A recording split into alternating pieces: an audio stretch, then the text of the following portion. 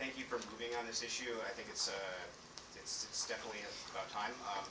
So full disclosure, I'm a medical marijuana patient. I'm also the campaign manager at MI Legalize, and I'm in a lot of dispensaries.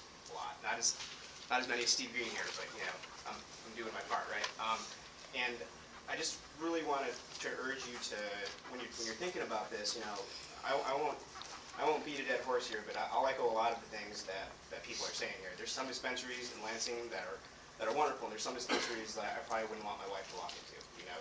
So I applaud that there's a discussion about it, and I feel like probably there's some good stuff that can kind of mitigate some of the bad actors and the bad things that are going on. I feel like everybody can come together. The one thing I really want to urge you on is to really think about a cap or a limit, and not doing that. So I have full body. I have psoriasis. I have it like really bad. I have it on 70% of my body, and so I have to get a medicated salve that I use, cannabis, that I use in coordination with a full body injection that I take, a full system injection that I take. It's really hard to find that. I mean, really, really hard. And in fact, like having 20 plus dispensaries in Lansing doesn't even guarantee that I'm able to find it. So, and that's kind of in the weeds type of thing, product to make. You know, it's not something a lot of people have.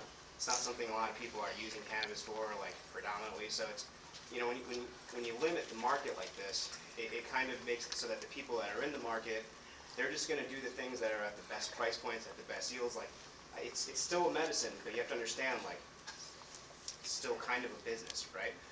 So I'm just afraid that access to those products and the lack of any meaningful regulation on the state level immediately is going to leave a lot of patients who aren't going to have access to these things and are like, what? They're going to have to drive to maybe Detroit. You know, as you all know, they're having a similar process there, right? So I just want to make sure that you understand that a lot of people need some really specific stuff, and if you don't have a lot of competition and a lot of people out there going for these different markets, you're really leaving a lot of people out. So I just want to make sure you keep that in mind.